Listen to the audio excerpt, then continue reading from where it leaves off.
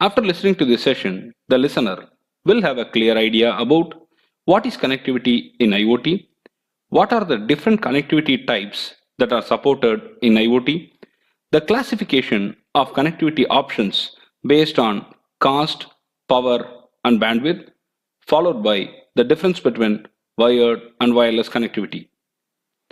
Let's start with understanding the existing connectivity types in IoT applications. There are many connectivity options available. Few of them are wired, few of them are wireless. I'm going to first highlight the two wired connectivity options. The first one is Ethernet, second one is optical fiber. The rest of the methods or options available are RFID, Bluetooth, Wi-Fi, LoRa, and NFC. All these are wireless options. Based on what application you are building, based on the cost, power consumption, and the distance of transmission, you need to choose the best of the connectivity type for your application. When you start with the proof of concept, you will normally go with Bluetooth or Wi-Fi because they are readily available and easy to use as well. But when you have to iterate and deploy it further, you may have to choose LoRa or any other appropriate connectivity based on the scaling and the distance of transmission as well. We will learn more about all these in detail shortly. Let's first learn about the Ethernet and the optical fiber. As you know, from the time the computer networking started growing, Ethernet is an inevitable and indispensable option available in front of us. Wired connectivity is the best choice for all IoT applications provided portability is not required there. When portability is required, wired connectivity might not be a good option. Wired connectivity gives you high speed, uninterrupted connectivity, and it is always preferred. Ethernet and optical fiber are the two widely used wired connectivity options in IoT. I repeat, when your system doesn't require portability, you can go with wired connectivity, and option lies between Ethernet and optical fiber.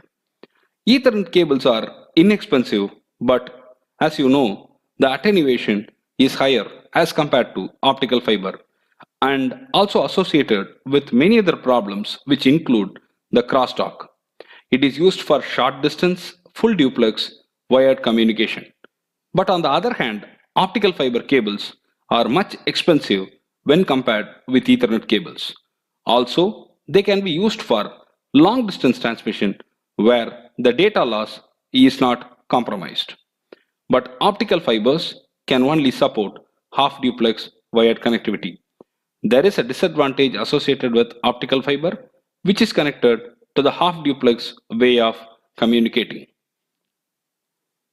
RFID is radio frequency identification, means that the system works on the frequency of the radio waves for identification. It is typically used in applications where a unique person or object must be identified. Well, you and me are using it already. We have identity cards, we have library cards, all those are already RFID cards. Intuitive examples of them, which can include even the metro train tickets, which are actually the RFID labels.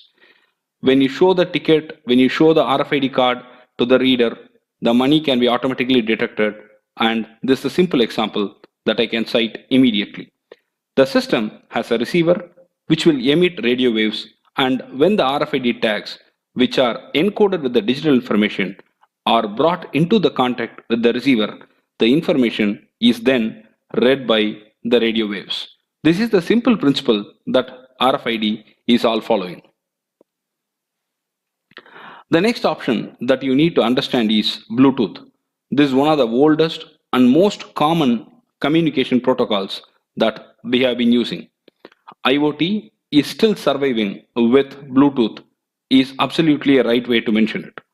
The standard Bluetooth modules used in IoT can transfer data up to a distance of about 9 meters, which means that they are definitely efficient within a short range. If the distance is long range, we cannot use Bluetooth. For the applications like indoor localization at larger places, as in some universities, a new type of Bluetooth device is developed which is also called BLE, Bluetooth Low Energy. This is a low energy, low power consuming device which can transmit Bluetooth signal. This is growing, and in fact, this has been used in most of the applications these days. A normal daily usage of Bluetooth connectivity is the data transmission between the phones and wireless earphones. We are mostly using it, and most of us may have this equipment already in our pocket. Bluetooth is one of the most unavoidable technologies for connectivity, and everyone should know about it. We will learn about it in detail in near future when we go deeper into the connectivity types during the product building stage. The next one that you need to understand is Wi-Fi. Wireless fidelity provides wireless connectivity for the IoT devices to the storage platforms, web pages, Android applications, and so on. We are used to this Wi-Fi at home, at office, at railway stations, bus stands, and many options are available for us to use Wi-Fi. Wi-Fi has already opened the door to a new world of IoT options where remote controlling of systems, data acquisition, all these have become reality, and most importantly, they can be done quickly as well as efficiently. It is a most preferred option where the system must be made portable and connectivity to the online services are also required. A simple example would be helpful right now. A system is made which will sense the presence of toxic gases in the environment, and it has to report to an online portal. In this situation, one will not be able to provide any other connectivity means other than Wi-Fi.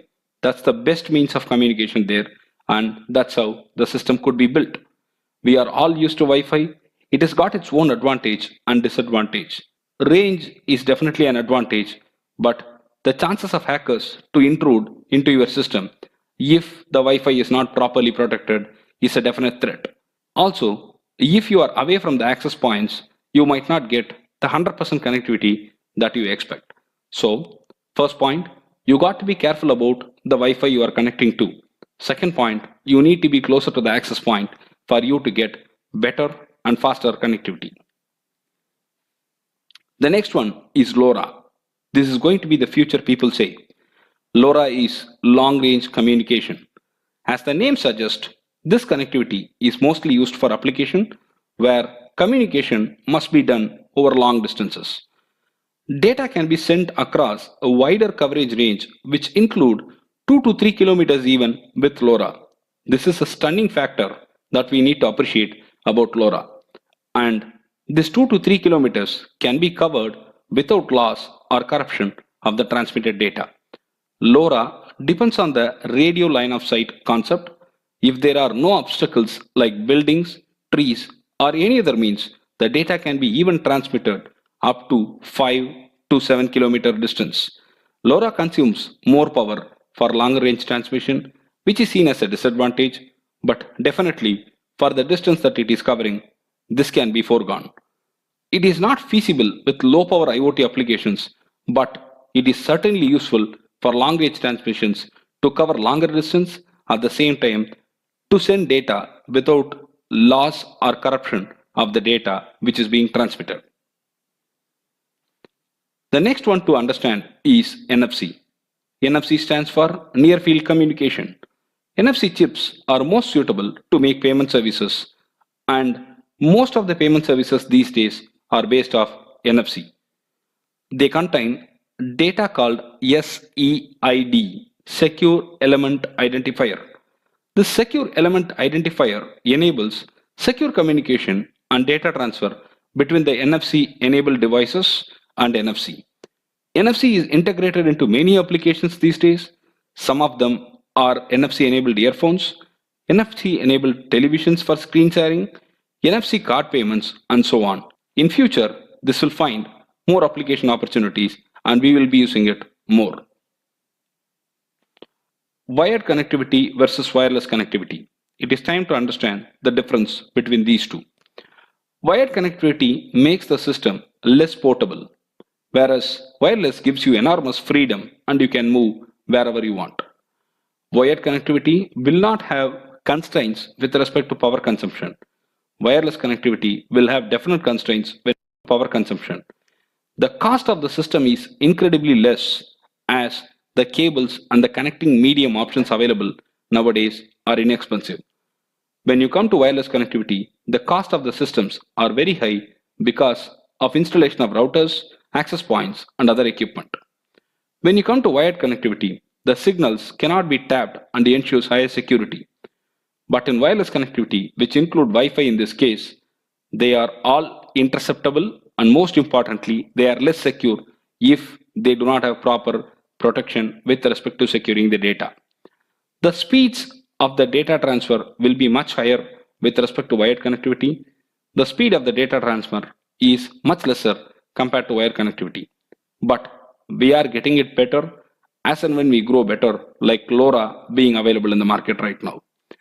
Wired connectivity is efficient in data transmission and non-susceptible to data losses. But in wireless connectivity, it is still a constraint. We are still working on that, and in near future, you will have a lot of options which enhances the quality of the data transfer while also securing the data which is being transferred at a higher speed. Thank you.